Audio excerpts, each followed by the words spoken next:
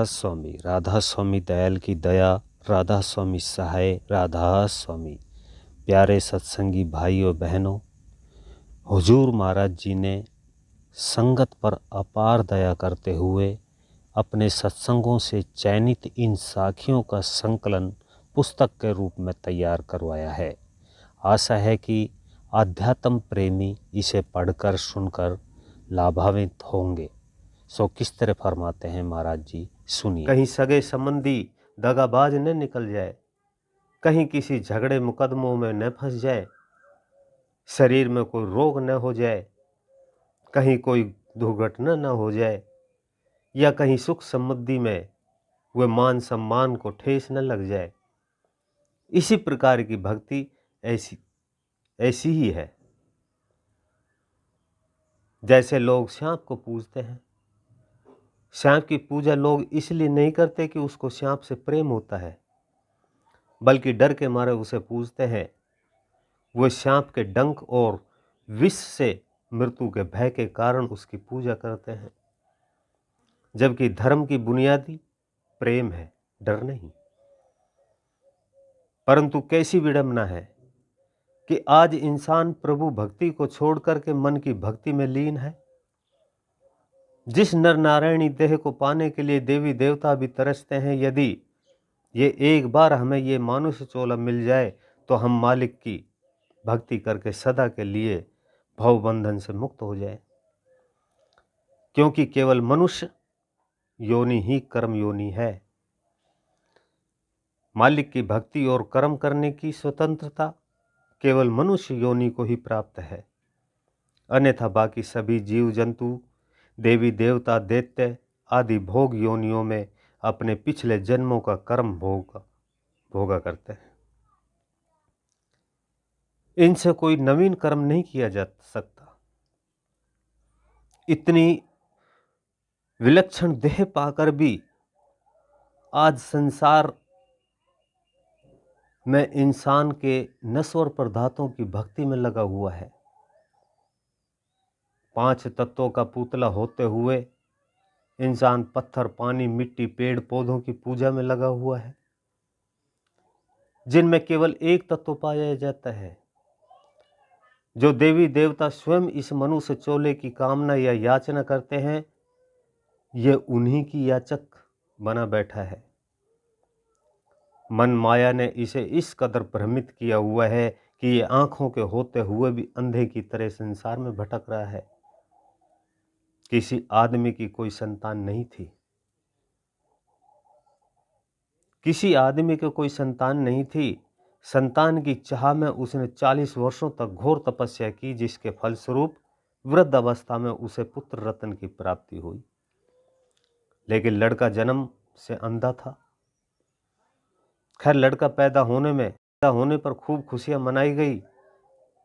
उसने लड़के की भली भांति परवरिश भी की, उसे खूब पढ़ाया लिखाया। कई वर्ष पश्चात एक दिन किसी बात पर पुत्र ने अपने पिता से कहा कि आपने गलत किया है। पिता ने गुस्से में आकर के जवाब दिया, तुझे सही गलत की क्या समझ, तू तो जन्म से ही अंधा है। पुत्र ने सहज भाव से कहा, पिताजी, अंधा मैं नहीं, अंधे तो आप हैं। आपने 40 वर्षों की भक्ति के बदले में मालिक से क्या मांगा? औलाद, एक कीड़ा। अनेकों कीड़े रोजाना पैदा होते हैं और मर जाते हैं। इतनी कठोर साधना करके आप मालिक से मालिक को मांग लेते तो सदा के लिए अमर हो जाते। निस्संदेह आप अपनी आंखों से संसार को देख सकते हो, लेकिन अपने आपके ज्ञान चक्षु बंद है। इसलिए आपने दीनानाथ प्रभु, जो दीन अनाथों का सुदृढ़ सहारा है, उसकी चाह न करके मुझ जैसे निर्बल सहारे की चाह की। आप आंखों से नहीं बल्कि दिमाग से अंधे हो। मन में सांसारिक इच्छाएं, कामनाएं व लालसाएं रखकर भक्ति करना मन की भक्ति है। बड़ी विचित्र बातें हैं कि इच्छाएं व कामनाएं कौन पैदा करता है? ये सब हमारा मन ही तो पैदा करता है, और हम इन्हें पूर्ण किससे करवाना चाहते हैं? परमात्मा से। हम अपने मन को कभी ये समझाने की कोशिश नहीं करते कि तू सर्वशक्तिमान व सर्वहितैषी परमात्मा की मर्जी के अनुसार अपने आप को ढालने की कोशिश कर। उसकी मौज उसके भाने में सुखी रहे। उल्टा रात दिन परमात्मा को समझाने की कोशिश करते हैं कि तू हमारे मन की मर्जी पूर्ण कर, हमारी मर्जी के अनुसार चल। हम तो परमात्मा को ये तक कहने में भी नहीं संकोच करते कि तूने मेरा फला नुकसान कर दिया और तूने मेरे साथ अन्याय किया है। इसका मतलब उस न्यायकारी परमात्मा को उसकी गलती दर्शाकर हम अपने आप को उससे अधिक बुद्धिमान मानते हैं। भक्ति हम परमात्मा की कर रहे हैं या अपने मन की, जो उसे अपने इशारों पर नचाना चाहते हैं। जिस प्रकार मिट्टी के ढेले को यदि आकाश की ओर फेंका जाए तो ये लौटकर धरती पर ही आता है, क्योंकि उसका उद्गम स्थान पृथ्वी है। किसी जलती हुई मोमबत्ती को यदि उल्टा कर दिया जाए तो उसकी लौ ऊपर की ओर जाती है, क्योंकि प्रकाश का उद्गम स्थान सूर्य है। ठीक इसी प्रकार क्योंकि जीवात्मा परमात्मा की अंश है, इसलिए इसका झुकाव अपने मूल या अंश की ओर सदा रहता है। इसी झुकाव या आकर्षण की वजह से हम परमात्मा को तलाशते हैं, लेकिन मन के पीछे लगकर ऐसा करते हैं कि ये तलाश हमें कभी भी अपनी मंजिल तक नहीं पहुंचा सकती, क्योंकि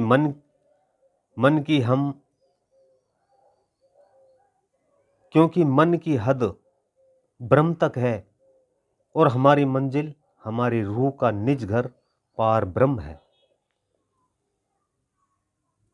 मन काल का एजेंट है। ये अपनी बाहरमुखी प्रवृत्ति से जीव को बाहरी रीति रिवाजों या कर्म कांडों में फंसाकर गुमराह करके इसे गलत रास्ते पर डाल देता है। गलत रास्ते पर पड़कर हम और अधिक मैले और पापों को इकट्ठा कर लेते हैं।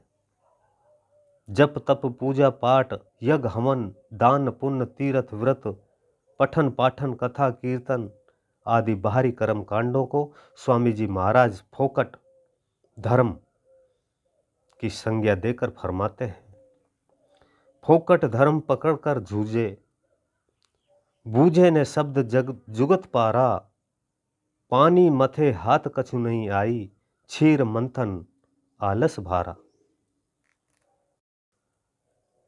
जीव अभाग कहूं मैं क्या क्या, बहार भर में भोजारा, अंतर्मुख जो शब्द कमाई, तामे मन को नहीं गारा।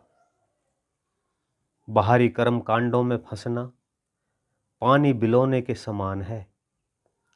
यदि पानी को हम तमाम उम्र भी बिलोते रहें तो भी उसमें कुछ नहीं मिलता, लेकिन अगर दूध को मथेंगे तो उसमें मक्खन रूपी सार वस्तु की प्राप्ति कर लेंगे। परमात्मा हमारे अंतर में है और हम कस्तूरी मृग की भांति उसे बाहरी कर्म कांडों में तलाशते हैं। जिस प्रकार कस्तूरी मृग की नाभि में होती है और जब वह फूलती है तो उसमें से खुशबू आने लगती है, अज्ञानवश मृग इसे बाहर जंगल और पहाड़ों में ढूंढता फिरता है। वह जहाँ जाता है कस्तूरी की सुगंध उसका पीछा नहीं छोड़ती, क्योंकि सुगंध उसी में से आ रही होती है।